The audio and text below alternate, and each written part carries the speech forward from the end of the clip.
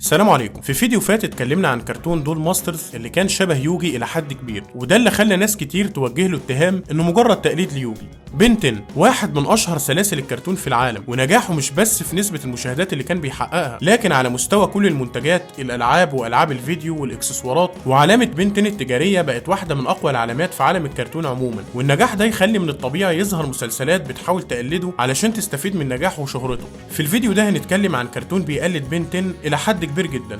ماي نيم از راج، ده الكرتون اللي يتقال عليه فعلا بيقلد، لكن مع بعض التغيرات البسيطة، لكن الفكرة الأساسية منسوخة فعلا من بن 10. الكرتون تم إنتاجه في الهند سنة 2011، يعني بعد بن 10 ب6 سنين. وزي بن 10 الكرتون بيبدأ بإن راج بيحصل على جهاز غريب من شخص غريب باين عليه راهب هندوسي أو حاجة زي كده، والجهاز الغريب اللي زي ساعة الأومنيتريكس ده بيخلي راج يتحول لمخلوقات بالظبط زي بن.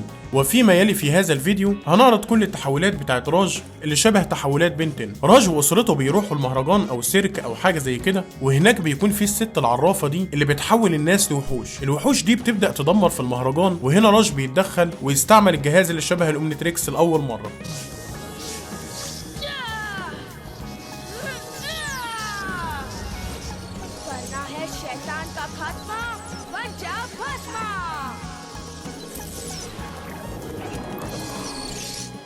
ويتحول للمخلوق ده اللي اسمه بهاسما، اللي لو ركزت هتلاقيه نسخه من هيت بلاست، واحد من فضائيين بن 10، وكان اول فضائي بن يتحول له. وعلى فكره راج لما بيتحول بيقول اسم المخلوق اللي اتحول له زي بن 10 بالظبط. راج بيبدا يحارب الوحوش لكنه مش بيقدر يهزمهم، وفي النهايه بيسيبهم ويهرب.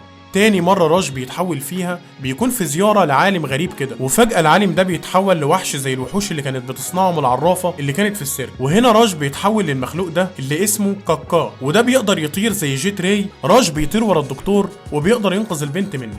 تالت مرة راج بيتحول فيها بيكون نايم، وفجأة كائنات غريبة شبه العناكب بتقتحم عليه غرفته. راج بيصحى وبيتحول لنسخة سبايدر مونكي الخاصة بيه اللي اسمه ماكاد، وليه قدرات مختلفة عن سبايدر مونكي اللي احنا نعرفه. أولا بيطلع موجات صوتية قوية زي ايكو، وكمان بيقدر يتحكم في حجمه ويكبر أو يصغر جسمه بمزاجه زي انتي مان. ده طبعا بالإضافة لأنه بيطلع شبكة عنكبوت زي سبايدر مونكي العادي. راج بيقضي على الحشرات اللي عاملة زي العناكب بسهولة لحد ما يظهر قدامه عنكبوت ضخم تقريبا ملك العناكب او حاجه زي كده، وراج بيقدر يهزمه برضه.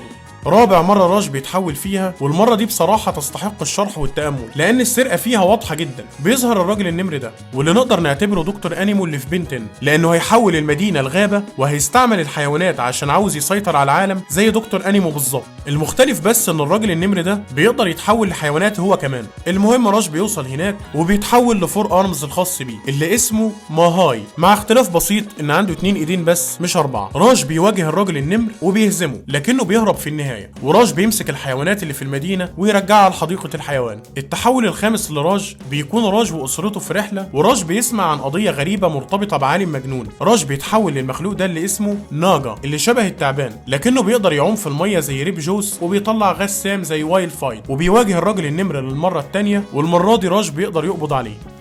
دي كانت كل التحولات بتاعت راج. ودلوقتي خلينا نتكلم عن المسلسل بشكل عام من غير ما نبص هو بيقلد بن 10 ولا لا. اولا المسلسل معمول في الهند، والطابع الهندي واضح في كل شيء، بدايه من اشكال الناس اللي واضح انهم هنود، والتحولات نفسها بتاعت راج مقتبسه من الاساطير الهنديه والهندوسيه. نيجي للمسلسل كانتاج، الرسم سيء، التحريك أسوأ، والقصة مش مفهومة، مركز بس على الأكشن والقتالات اللي معمولة بشكل سيء بسبب سوء التحريك. عشان كده مش قادر أطلع المسلسل ده من مربع إنه اتعمل بس عشان خاطر يقلد بن 10 ويستفاد من نجاحه، أو إنهم كانوا بيحاولوا يعملوا بن 10 النسخة الخاصة بالهند. حد يسألني ويقول لي طيب بناء على الشبه الكبير ده والسرقة الواضحة دي، ليه كارتون نتورك ما رفعتش قضية مثلا على الشركة اللي انتجت المسلسل ده؟ يعني لما الصين عملت كرتون بيقلد جامبل، كارتون نتورك ما سكتتش وعملت حلقة تسخر فيها من التقليد بتاع الصين. احب اقول لكم كارتون نتورك مش بس ما رفعتش قضية، دي كمان عرضته عندها. ماي نيم از راج اتعرض على قناة كارتون نتورك الهندية، وبصراحة دي حاجة غريبة جدا ومش فاهم ايه السبب. على العموم دي كانت كل حاجة. لو عجبك الفيديو ما تنساش تعمل لايك واشتراك، وقولوا لي رأيكم في التعليقات، هل ماي نيم از راج تقليد لبن 10 ولا كان حاجة تانية مختلفة؟